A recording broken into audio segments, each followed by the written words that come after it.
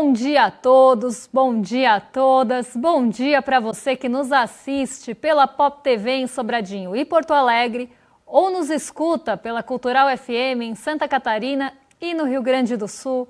Sejam todos muito bem-vindos e bem-vindas a mais um ICL Mercado Investimentos. Hoje, quinta-feira, dia 15 de janeiro de 2026. E a gente vai falar do quê? Hoje a gente vai falar das teias de relação do Banco Master, que teve uma atualização hoje de manhã, já era nosso assunto aqui, mas de manhã a gente teve uma atualização, uma expansão desse assunto, que foi a liquidação da REAG. Então, além do Banco Master, de todas as interferências, intercorrências que estão acontecendo nesse processo, a gente também vai falar da REAG e como tudo isso se liga num mapa mais completo de relações. Hoje tem assunto para um programa inteiro, então já não vamos perder tempo, vamos começar pelo Master e depois a gente passa pelo fechamento, a gente passa pela agenda do dia, porque nem sei se chegaremos lá, porque Master é um caso complicado, é um caso complexo, envolve muitos nomes e muitas pessoas, parece aqueles livros que você precisa ler com apoio da genealogia da família, com apoio ali de quem é quem, porque é muita gente envolvida e justamente por isso que está nesse imbróglio todo. Então tá aqui a notícia do nosso site. Banco Central aponta 6 fundos do caso Master também ligados à operação do PCC. Isso porque são fundos administrados pela REAG, que já estava sendo investigada pela Carbono Oculto e agora foi liquidada pela Manhã. Essa ligação, né, do Master com a REAG não vem de hoje, é uma ligação que existe há bastante tempo, inclusive eu falei mais cedo no ICL Notícias primeira edição, que foi a REAG que intermediou a compra do Eubank pelo Banco Master. Então essa relação, ela existe já há algum tempo e o João Carlos Mansur, né, que fica à frente da REAG, também tem um papel nessa história toda. E a gente vai entender daqui a pouquinho quais são elas. Então vamos começar pelo Banco Master, vamos fazer um recap aí, vamos ver o que já aconteceu em relação ao Banco Master, puxar esse fio até o dia até essa semana, vamos falar assim, que teve todo aquele desdobramento envolvendo também o STF e a gente passa. Não só STF, né? STF e TCU tentando se meter na história, entrando onde não foi chamado, e depois a gente já vai fazer essa ligação com a REAG e entender como as coisas se ligam e as figuras também se ligam. É muito complexo e muito curioso ver como é que as coisas vão se encaixando nessa história. Porque você puxa, por exemplo, uma figura como Nelson Tanuri. De repente, Nelson Tanuri tem participação na EMAI, que já tinha aparecido lá no nosso primeiro infográfico de relações, ali com as compras de CDB do Let's Bank, que pertence ao conglomerado, essa mesma EMAI que foi vendida no governo do Tarcísio, que foi também, por sua vez, financiado pelo Fabiano Zettel, que é cunhado do Vorcaro. Nada é coincidência nessa história. Parece um grande caso do acaso bem marcado em cartas de tarô, mas ele está marcado por poder, influência e dinheiro. Então hoje a gente já vai explicar tudo isso para vocês.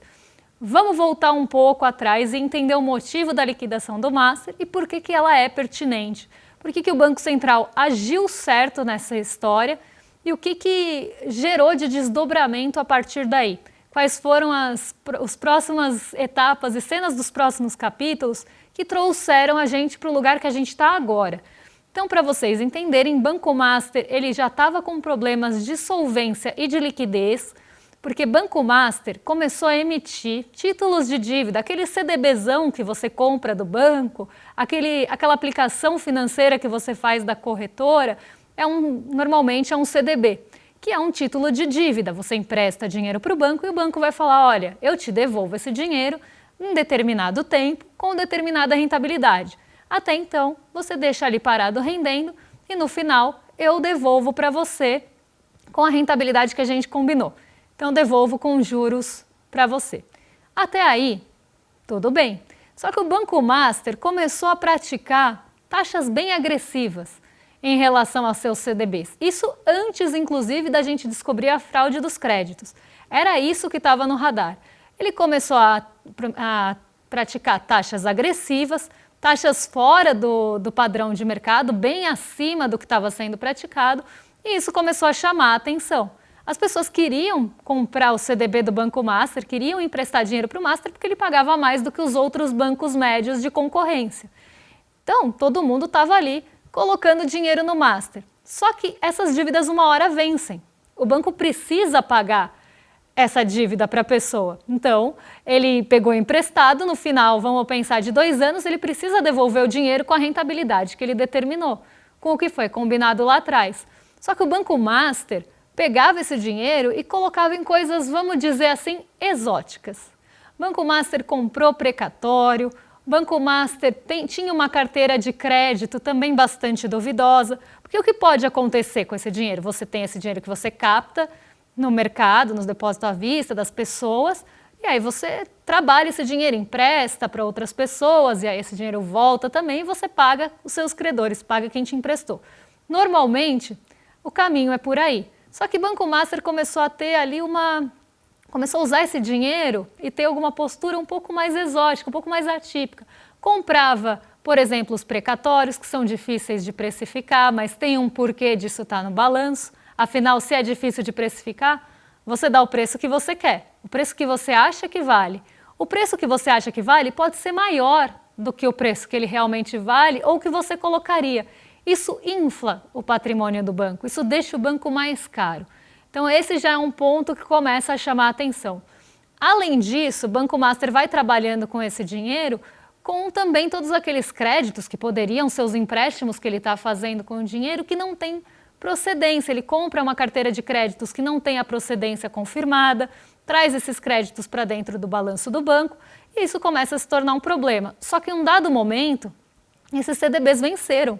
E ele precisava pagar as pessoas que emprestaram dinheiro. O que ele faz? Como eu já falei aqui algumas vezes, eu acho que essa é a melhor analogia para eu explicar para vocês, ele emite novos CDBs para pagar os anteriores. É como se ele tivesse usado o segundo cartão para pagar o primeiro. E aí, quando a outra fatura vence, ele usa o primeiro cartão. E assim ele vai trocando enquanto ele tiver limite. Ele não paga de fato, ele vai tentando rolar aquela dívida, emitindo CDBs cada vez mais agressivos.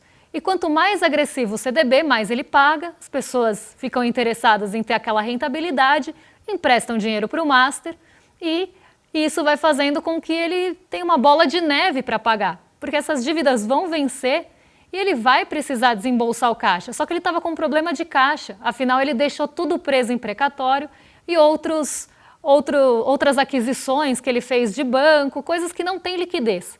Ele tinha dívida para pagar e o dinheiro todo preso ali nas coisas mais imobilizadas ou mais sem liquidez. E aí ele tem um problema e começa a emitir esses títulos cada vez mais agressivos para pagar os anteriores, para cobrir esse problema de caixa. Então isso já seria motivo para o Banco Central intervir, porque já é um banco que está colocando ali uma certa dificuldade de solvência, uma certa dificuldade de liquidez.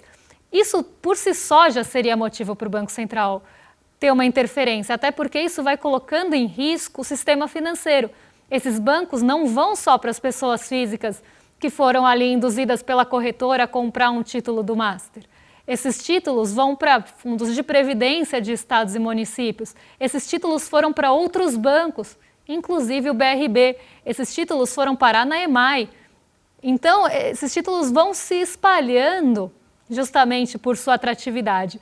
Não só por isso também, mas por uma tentativa de injetar recurso no Banco Master, esses títulos foram se espalhando pelo sistema financeiro e colocando outros bancos também com muita exposição ao Banco Master. Então, como falei, isso já seria suficiente para uma intervenção, para uma chamada de atenção do Banco Central. Só que a coisa piora. Conforme as investigações vão caminhando, começa a descobrir, e foi descoberto que o Banco Master tinha aqueles créditos de uma carteira que eles trouxeram de uma empresa chamada Tirreno, que esses créditos não tinham comprovação. É como se eles tivessem comprado uma carteira de crédito, na verdade era um braço do Banco Master, trazido essa carteira de crédito para dentro do banco, só que sem comprovação que esses créditos existiam. Depois, eles pegam esses créditos e vendem para o BRB. O BRB compra numa grande camaradagem, o BRB compra os créditos sem comprovação, mais de 12 bilhões de crédito sem comprovação com ágio, que deu ali perto de 16 bi, sem comprovação. Quem compra uma coisa que não sabe se existe mesmo? Só numa grande mesmo camaradagem. Mas o BRB fez isso e comprou esses créditos do Banco Master. O Banco Master nessa arrancou a folhinha do fiado e começou a poder emprestar mais dinheiro, já que aqueles créditos que estavam ocupando aquela folhinha, aquele caderninho, já não estavam mais no banco. E isso faz com que também você infle seu patrimônio, porque entra um dinheiro à vista que você só ia receber a prazo lá no seu crédito, isso infla o patrimônio e ele vai ficando cada vez mais inchado, seja por aquisições que ele fez e lançou no balanço como um ganho extraordinário, seja pelos precatórios que ele deu o preço que ele quis, ou por essa injeção de recursos na compra de créditos que não tinham existência lá pelo BRB. E aqui, nesse momento, o Banco Master começa a ter problemas e quem aparece para salvar, quem aparece para comprar? O próprio BRB, que não só tinha títulos do Banco Master, que comprou também os títulos do Banco Master e estava super exposto, como também foi injetando ao longo do tempo uma série de bilhões no Banco Master, comprando esses créditos que não conseguiram comprovar a existência. E nessa, o Banco Master foi ficando mais caro. E quem aparece para comprar mais caro? O BRB. E aí, o Banco Central entra e veta essa compra do Master pelo BRB, porque vê um risco, inclusive, de exposição. Já era uma exposição muito grande, a do BRB ao Master, já estava ali no limite, e uma forma de burlar esse limite foi justamente também injetando esse dinheiro na compra desses créditos. Então o BRB estava mais do que exposto. E por isso que eu falo que isso vai trazendo consequências para o sistema financeiro como um todo, porque você começa a colocar em risco outras instituições também que estão expostas àquela instituição que está dando problema. Aí também já seria motivo para o Banco Central intervir. E a história se desenrola, aparecem outros compradores, até que aparece um comprador nas vésperas ali da liquidação do Master, que faria Daniel Worcaro viajar para efetuar, para efetivar de fato essa compra. E aí o Banco Master é liquidado pelo Banco Central justamente porque a Polícia Federal estava com suspeita de que isso seria só uma operação para ele fugir e não ser preso, porque a operação da polícia já estava acontecendo, as investigações já estavam acontecendo e seria ali um plano, uma rota de fuga do Daniel Worcaro, essa venda para um banco de fora. E nessa o Banco Central intervém e liquida o Banco Master. Daí para frente, a gente começa a ter uma série de interferências nessa liquidação do Banco Master, inclusive uma série de indagações, de questionamentos em relação à liquidação do Banco Master. Do TCU, por um lado, tentando deslegitimar o órgão competente para a liquidação, que é o Banco Central. O Banco Central ele é executor e supervisor do sistema financeiro e de algumas instituições do sistema financeiro nacional. E bancos estão sob esse guarda-chuva de supervisão e execução de normas e ordens do Banco Central. Quem é responsável por isso é o Banco Central. Quem liquida extrajudicialmente um banco, se ele começa a oferecer risco, é o Banco Central. E aí entra o TCU, essa figura, tentando questionar, pedindo esclarecimentos, quaisquer que sejam aí as justificativas do Banco Central ter liquidado o Master, quase tentando ali quebrar essa liquidação, não só reverter, mas talvez atrasar, tentar ali colocar alguns empecilhos, algumas, como eu falei, nenhum pedras no caminho, para deixar a coisa mais dificultada. E o Banco Central responde, responde os requerimentos e mostra as justificativas que sim, tinham razão de acontecer, como eu já falei diversas vezes, podia até ter feito antes. O erro não foi liquidar. Eu acho que podia até ter liquidado antecipadamente, mas acredito que as investigações estivessem correndo e foram feitas no melhor momento ali até para evitar essa segunda negociação e possível fuga no Worcaro.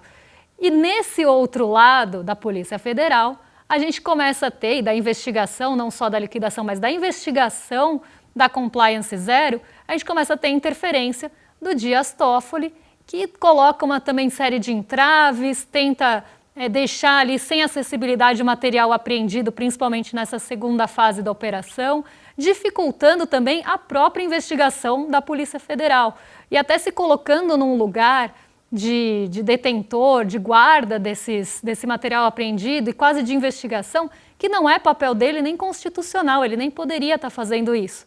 E aí a gente começa a pensar, por que é que essa liquidação e por que é que esse caso específico está tendo tanta interferência, está tendo tanta tentativa de reversão, tentativa de blindagem, tentativa de mudança de foco? A gente vai entender isso agora, porque a gente vai entrar na teia de relações. Quando a gente começa a puxar as relações do Daniel Worcaro e do Banco Master, a gente vê que elas vão se espalhando por diversas esferas para além do setor financeiro.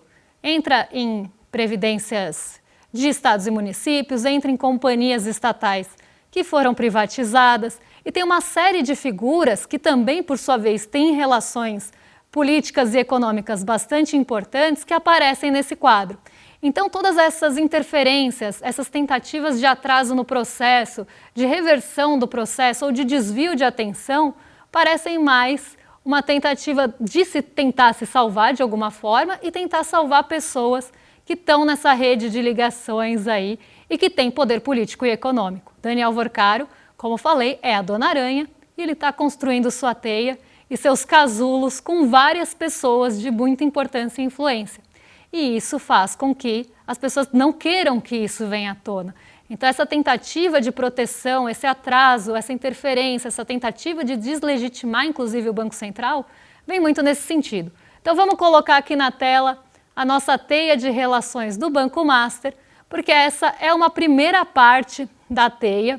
Vocês têm aí o Banco Master na centralidade, no centro do quadro. Ele tem, por um lado, Daniel Worcaro, na sua, como dono, como sócio, e tem também Augusto Lima, que é sócio do Banco Master e é casado, inclusive, com Flávia Pérez, que tem ligação com o Ibanez. Eu não sei se a gente tem esse quadro, mas daqui a pouco a gente chega lá. Vamos explicar esse primeiro. E Daniel Worcaro tem o seu avô, Serafim Worcaro, que levou o filho e o neto para Lagoinha. E esse é um ponto que a gente precisa deixar. Lagoinha tem também uma fintech. Quem participa de Lagoinha é Nicolas Ferreira, que saiu em defesa das fintechs, saiu em ataque, na verdade, contra o Pix e contra o monitoramento da Receita em relação a movimentações bancárias de fintechs e instituições de pagamento. Por quê? Justo nessa semana. Vamos chegar lá. Tem também o João Carlos Mansur. João Carlos Mansur, ele foi sócio do Master, fez parte do quadro do Master até pelo menos uns 2 anos atrás. Então ele tinha uma participação no Banco Master e ele, depois que saiu do Banco Master, virou ali controlador da REAG, que foi investigada na Carbono Oculto e agora na Compliance Zero. A REAG, por sua vez, tinha ali ligações com o Master, não só por fundos administrados, como também pelo Will Bank, que foi negociado por meio da REAG. REAG também tinha fundos na sua administração que foram ligados ao PCC pela Carbono Oculto. E aqui começa essa teia de relações. Entra também Maurício Quadrado. Maurício Quadrado, ele também, na verdade, quem fez parte, desculpa gente, eu me confundi aqui, a Master era cliente do João Carlos Mansur por meio da REAG e por meio dessas negociações. Quem fazia parte do quadro aqui era o Maurício Quadrado, era aqui que eu queria chegar no quadro do Quadrado. Ele fez parte do quadro de sócios até 2 anos atrás, aqui corrigindo a informação, saiu para ser o fundador e controlador da Trust, que também foi investigada na Carbono Oculto, e ele, em um dado momento, tentou comprar o Banco Digimais, depois desistiu do Digimais, que é um banco do Edir Macedo. Então as igrejas, elas também começam a pipocar aqui, seja ali Lagoinha, que inclusive o cunhado do Daniel Worcaro, o Fabiano Zettel, é pastor na Lagoinha e também está sendo investigado. Fabiano Zettel, por sua vez, foi o maior patrocinador, o maior financiador individual das campanhas de Jair Bolsonaro e Tarcísio de Freitas, e isso, uma hora, volta, né, porque foi justamente na administração de Tarcísio de Freitas que a EMAI foi privatizada. E a EMAI também comprou uma série de títulos do Banco Master, milhares de reais em títulos do Banco Master. E EMAI essa também, que hoje está sob Nelson Tanure, que também tem ligação aqui. Então vamos colocar aqui o quadro de novo para o pessoal de casa acompanhar, porque é muito nome, e se eu ficar falando aqui, o povo vai se perder. Se eu aqui me confundir nos nominhos aqui, quem dirá o pessoal em casa? Então vamos lá. A gente tem Nelson Tanure aqui embaixo, achei ele. Nelson Tanure, ele tem ligação com a EMAI, os seus fundos também têm ligação com a Copel, ele tem uma participação nessa compra da Copel por meio de um dos seus fundos, e ele também comprou boa parte ali da Ambipar quando ela começou a ter problemas, e os fundos do Master também têm essa exposição. Dois fundos do Master aqui, até separei o nome para vocês, o Vexor e o Texas. São fundos administrados pelo Master que se expuseram muito na Ambipar de compra expressiva e bem relevante na hora que ela estava com problema de recuperação pelo Nelson Tanure e, por sua vez, os fundos da Rio Prev, esses fundos, Vexor e Texas, estão também na Rio Prev, porque a Rio Prev colocou dinheiro nesses fundos, não só nos CDBs, mas também nesses fundos que estão expostos em um segundo momento na Ambipar. E Nelson Tanure também foi diretor de quem? Da Trust, que está ali do lado. Então aqui a gente tem uma ligação, né? Maurício Quadrado, Nelson Tanure, Daniel Vorcário, inclusive quem apresenta Nelson Tanure para Daniel Vorcário é o Maurício Quadrado. Então você tem essa também ligação que não está feita aqui da Trust com o Nelson Tanure como diretor.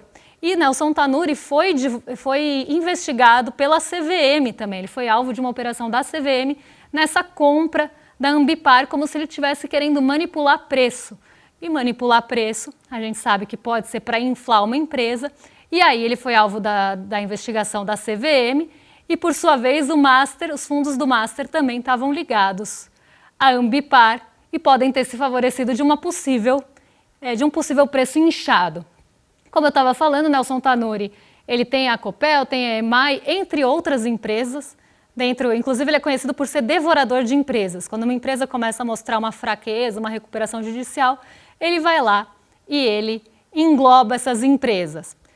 Nelson Tanure, então, tem também toda essa ligação com a Trust, com o Master, e todos eles ali têm alguma ligação, né? Se você pensar, tem a REAG, que fez parte ali de negociações para o Master, a própria Trust, que também foi investigada na Carbono Oculto. Então, nenhuma coincidência aqui, não vamos acreditar, não vamos ser inocentes nessas coincidências. Daniel Vorcário, a irmã do Daniel Vorcário, é casada com o Zettel. Como eu falei, Zettel financiou as campanhas de Jair Bolsonaro e Tarcísio de Freitas.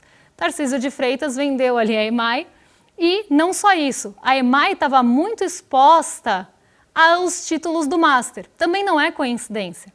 Quando você tem um financiador da sua campanha e depois esse dinheiro volta para injetar dinheiro num banco que já estava mostrando uma série de dificuldades, isso não é à toa. Mesma coisa se a gente pegar os casos da Rio Previdência ou de outros fundos de pensão que, mesmo sendo avisados, o governador do Rio de Janeiro foi avisado uma série de vezes que poderia ter risco, foi avisado pelo Tribunal de Contas do Estado do Rio que aquela exposição estava começando a ter risco para as pessoas, para os servidores, porque era uma exposição muito grande a um banco só. Mas ele não deu ouvidos, não ouviu os alertas e continuou comprando títulos do Master. Isso é uma forma de você injetar recurso na instituição. E esses apoios não vêm de graça, né? Você acha, vamos ser inocentes? O Fabiano Zettel, ele tem a maior participação, maior financiamento de campanha do Tarcísio e depois uma empresa compra os títulos do Master e depois essa empresa vai ali para a mão do Tanure. Nada disso é coincidência. São relações que vão sendo formadas e essas relações elas também exigem alguns preços. Mas vamos voltar aqui agora para o nosso outro lado da igreja que a gente tem aqui. Como falei, Serafim Vorcário avô do Vorcário, ele era ligado à Lagoinha, inclusive tem toda uma questão de TV, ali eles tiveram um programa de TV. Daniel Vorcário faz parte da Lagoinha. Lagoinha essa do André Valadão e do Márcio Valadão, que hoje é protagonista de um dos memes que eu mais uso aqui, que é o Agorinha. Né? Para quem não sabe, o Márcio Valadão estava falando do... Aqui é só um parênteses, tá? Estava falando do Guilherme de Pádua, que tinha morrido, assassino da Daniela Pérez, e que tinha se convertido como uma lagarta que virou uma borboleta ali na sua igreja. E aí quando ele morre, ele fala, morreu agorinha. Então ele ficou muito famoso por esse meme. Márcio Valadão aqui, também ligado à Lagoinha. Mas a gente está falando do André Valadão, que está na lista dos pastores ligados à CPMI do INSS. Quem frequenta também a Lagoinha, já tinha falado para vocês, é o Nicolas Ferreira. A Lagoinha tem a fintech Clava Forte Bank. Não sei por que uma igreja vai querer ter uma fintech que não é monitorada. A gente pode ter várias suspeitas aqui. Mas essa semana, quando tudo isso estava acontecendo, toda essa investigação estava em vigor, quando todas essas notícias estavam saindo, Nicolas Ferreira solta mais um vídeo atacando a Receita Federal e falando mentira sobre o Pix. Amanhã a gente vai comentar ele com mais detalhes com vocês. Mas num momento muito oportuno ele volta a falar sobre esse monitoramento de fintech. E quem tem uma fintech é a Lagoinha. E fintech também estava ligada lá no caso da REAG como instituições, não essa fintech, outras fintechs, mas as fintechs aparecem no relatório da Carbono Oculto, na investigação da Carbono Oculto, como vias de lavagem de dinheiro. Não é nenhuma coincidência. Eu não acredito em coincidências, não sei vocês. Mas olha a teia de relações que a gente consegue puxar, isso porque a gente nem falou do Ibanez, porque a gente já tinha falado em outro quadro e não ia caber. Isso porque a gente nem falou do Cláudio Castro, que também já tinha falado em outras ocasiões sobre essas ligações em relação a Rio-Prev. Ou, por exemplo, o Ibanez com toda essa compra do Banco Master, tentativa de compra e injeção de dinheiro por meio do BRB. Ibanez é ligado a Flávia Pérez, que é esposa do Augusto Lima, que é sócio do Vorcário. Então vocês veem como é que as redes vão se espalhando e os tentáculos vão entrando em outras esferas, sejam religiosas, sejam esferas financeiras, de entidades públicas. Ou estados, municípios, governadores, esses tentáculos eles vão se espalhando por todos os lugares. E não à toa a gente está vendo essa tentativa de interferência recorrente de, normalmente, órgãos que não se metem em liquidação de banco. STF, TCU. Por que é que isso está acontecendo? O que eles estão tentando proteger? Que nomes que eles não querem que apareça além desses que já apareceram? Então, a gente sabe que são relações bastante profundas e que essas relações, inclusive, permeiam outros estados do Brasil que a gente nem falou aqui, porque Augusto Lima também tem toda uma outra ligação que fica para um próximo episódio. Mas a gente sabe que tem tentáculos que se espalham ali. E essas tentativas de atraso, essas tentativas de interferência, de reverter uma decisão de Banco Central, que é o órgão competente para isso, e agora liquida a REAG também com muita justificativa, sem nenhum questionamento, porque sim, a REAG também está muito enrolada com os seus fundos que não tem ali. A REAG, não sei se vocês sabem, vou falar rapidinho porque eu acho que eu tenho 1 minuto, a REAG ela tem o maior patrimônio, ou tinha quando eu fiz essa pesquisa, de precatórios do Brasil. Ela era a gestora que tinha mais precatórios no Brasil. Isso não é à toa também. Quanto mais difícil o ativo de precificar, e não é nenhum, até o César falou dos aviões e tantos outros ativos são difíceis de precificar, quanto mais difícil, mais você consegue dar justificativa para o patrimônio que você tem sem trazer a verdadeira origem. Porque você fala, não, está vindo do precatório, está vindo desse modelo de avião, está vindo desse outro ativo aqui. Ao mesmo tempo, você tem fundos ali que estão sendo usados para lavagem de dinheiro dentro dessa instituição, dentro dessa instituição financeira. Então, o Banco Central agiu, certo sim, em eliminar mais uma instituição financeira que estava trazendo risco para o sistema financeiro. Vamos ver quais vão ser as cenas dos próximos episódios, porque eu tenho certeza que não para por aqui. Mas tudo isso traz suspeita do que está por trás dessa história do Master e quais quais relações a gente ainda não desvendou e que ainda devem aparecer, e não são poucas, porque quanto mais a gente puxa fio, a gente estava ali ficando de cabelo branco na redação, puxando o fio e tentando fazer essa arte para vocês de forma que ela fosse compreensível, porque realmente são muitos nomes, muitas relações e muitas ligações que não são coincidência. Agora eu vou convidar vocês para se inscreverem aqui no icl.com.br/pesquisa, porque o ICL rodou uma pesquisa para entender como pensam os brasileiros. E a gente vai apresentar, uma semana antes do Mapa da Mina, no dia 22 de janeiro, a verdade sobre como pensam os brasileiros, uma pesquisa que a gente fez, vamos trazer os resultados dessa pesquisa, e para você assistir e participar, a gente só pede para que você se inscreva no link aqui embaixo, afinal ela é gratuita. Agora eu vou jogar para os nossos vizinhos de cima, que ontem eu tive até uma participação especial no rolê, né? Eu falei, vou jogar para os nossos vizinhos de cima, Lucas Rocha e William Deluca, e de repente estava eu lá. Inclusive hoje eu posso pedir música no programa dominical, porque é o terceiro programa que eu estou falando aqui. Então agora vocês estão, não vou participar do rolê hoje, viu gente? Podem ficar tranquilos que a minha cara agora vocês só veem no intervalo. Vamos jogar para os nossos vizinhos de cima. Sara Zara, citadíssima no BBB, inclusive, William Deluca e Lucas Rocha já estão prontos para receber vocês. E eu volto amanhã para a gente falar de um assunto que me tira do sério, hein? Um beijão e até lá!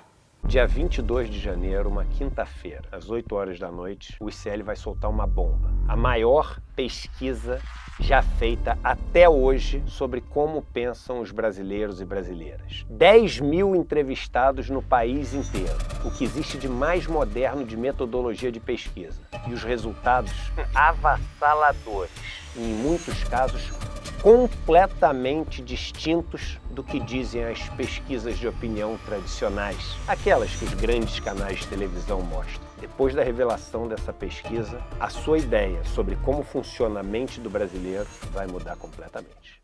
O ICL está em todo lugar, na palma da sua mão, na TV da sua casa e até nos seus ouvidos. Para ir além da manchete e mergulhar com apuração e contexto de verdade, acesse iclnoticias.com.br. Siga o ICL, compartilha e vem com a gente. Informação para quem pensa.